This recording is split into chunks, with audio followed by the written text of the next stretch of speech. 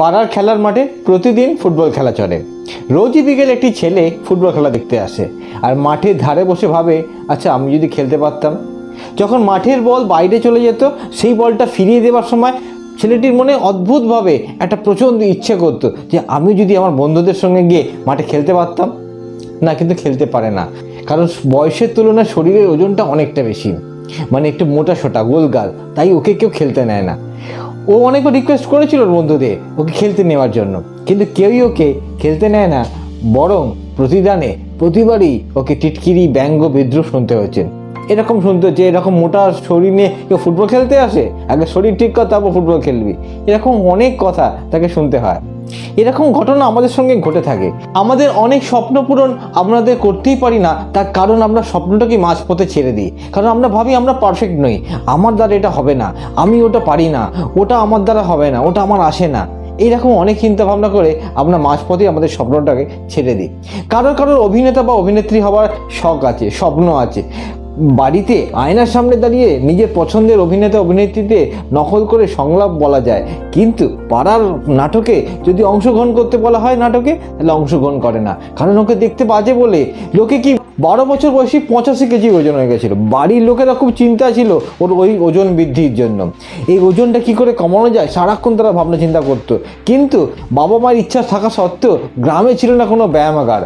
কিন্তু সঠিক সময় অভিভাবকদের সঠিক সিদ্ধান্তে ছেলেটি ভর্তি হয়েছিল 15 কিলোমিটার দূরে একটি ফিটনেস সেন্টারে। ওই ফিটনেস সেন্টারে যেতে ওই ছোট্ট ছেলেটির একদম ভালো লাগতো না। কার প্রতিদিন দৌড়তে ভালো লাগে? আসলে ওর কোচ প্রতিদিন ওকে কাজ দিয়েছিল মাঠের মধ্যে সারাক্ষণ দৌড়তে হবে ওর ওজনটা কমানোর জন্য। কিন্তু কার রোজ রোজ ওই প্রতিদিন দৌড়তে ভালো লাগে যদি মনের মধ্যে না থাকে একটা অদম্য ইচ্ছা? অনেক সময় আমাদের পরিবেশই আমাদের পছন্দের জায়গাটা খুঁজে পেতে আমাদের সাহায্য করে।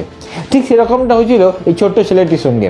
প্রতিদিন যখন ও ছুটতো, ও চোখ চলে যেত পাশের ছেলেগুলোর কাছে যারা কিনা বর্ষা ছুটতো। একদিন ওর কোচ ওকে জিজ্ঞাসা করলো, কে রে বর্ষা ছুটবি? বলে, হ্যাঁ ছুটবো। এই বয়সের ছেলেরা সাধারণত 20 মিটার অবধি বর্ষা ছুটতে পারে, কিন্তু ছেলেটি প্রথম থইতে 25 মিটার অবধি বর্ষা ছুটেছিল। তাতে বুঝিয়ে দিয়েছিল ছেলেটির মধ্যে ক্ষমতা আছে। তো প্রথম সুযোগেই তার লক্ষ্যটাকে খুঁজে পেয়েছিল। হ্যাঁ, ঠিকই ধরেছেন, আমি নীরজ চোপড়ার কথা বলছি, যে কিনা প্রথম সুযোগেই নিজের লক্ষ্যকে খুঁজে পেয়েছিল। তারপর আর ফিরে তাকায়নি নীরজ।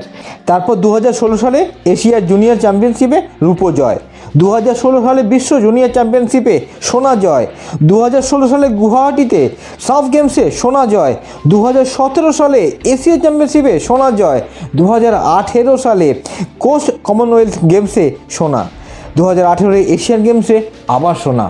আর অভিষেক অলিম্পিক্সেই বাজিমাত, ট্র্যাক অ্যান্ড ফিল্ডে দেশকে দিলেন প্রথমবার সোনা।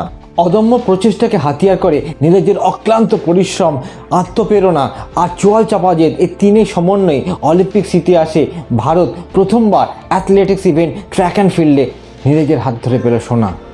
ভারতের ক্রীড়া জগতে কতটা গুরুত্বপূর্ণ এই অ্যাথলেটিক্সের পদকটা?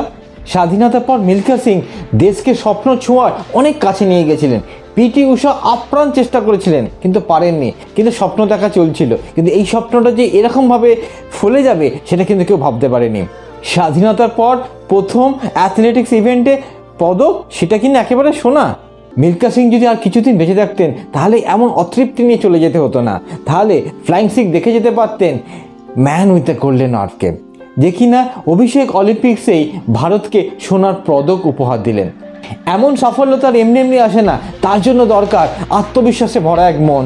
দীর্ঘ কষ্টকর যে লড়াইটা আছে, ব্যর্থতা আছে, সেই ব্যর্থতা থেকে ঘুরে দাঁড়াবার যে অদম্য মনোবলটা আছে, সেটা থেকে শিক্ষা নাও, তাহলে আমাদের দেশ আরও অনেক অনেক নীরজ পাবে তোমাদের মধ্য থেকে।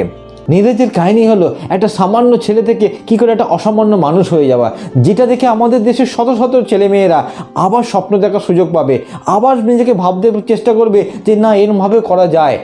শনিবার সন্ধ্যায় ভারতের পতাকা যখন সব দেশকে ছাড়িয়ে উঠছে, তখন পোডিয়ামে দাঁড়িয়ে সোনার পদক পাওয়া 23 বছরের সেনাবাহিনীর ওই সুবেদার যেন বিশ্বকে বার্তা দিচ্ছেন, আমি নীরজ চোপড়া, আমি এসে গিয়েছি। তার হুঙ্কার আবার সবাইকে সাহস জোগাচ্ছে, না আমরাও পারি। তাই তোমাদেরকে বলছি, তোমরা তোমাদের স্বপ্নটাকে আবার করে নতুন করে দেখো, আর দেখো নীরজকে, আর নিজেরাও নিজেদের যে যে ফিল্ডে আছো সেখান থেকে নিজের বেস্ট পারফরমেন্সটা দেওয়ার চেষ্টা করো। সময় নষ্ট করো না, নিজের সেরাটাকে দাও। আর এই সময়টাকে কাজে লাগাও, যেটা তোমার ভবিষ্যতে অনেক কাজে দেবে, তোমাকে ভবিষ্যতে অনেক কিছু পেতে সাহায্য করবে। জয়ী তাকে বলবো না যে কোনো দিন কোনো ম্যাচই না হারলো, জয়ী আমরা তাকেই বলবো যে অনেক ম্যাচ হারার পর যে তার মন্ত্রটা শিখে নেয় আর তারপর উঠে দাঁড়ায়। আজকে নীরজ যে স্বপ্নটা আমাদের দেশবাসীকে দেখেছে তার জন্য ওকে জানাই কুর্নিশ, ওর এই অসামান্য কৃতিত্বের জন্য ওকে জানাই শুভেচ্ছা। ও যেন আরও এরকম অনেক অনেক রেকর্ড করে আর আমাদের দেশকে এগিয়ে নিয়ে যায়। আর ওকে দেখে যেন এরকম বহু ছেলে মেয়ে তাকে দেখে উদ্বুদ্ধ হয় আর এরকম অনেক নীরজ আমাদের দেশে যেন পেতে পারি, সেটাই আশা রইল। তাই চাই এই ভিডিওটা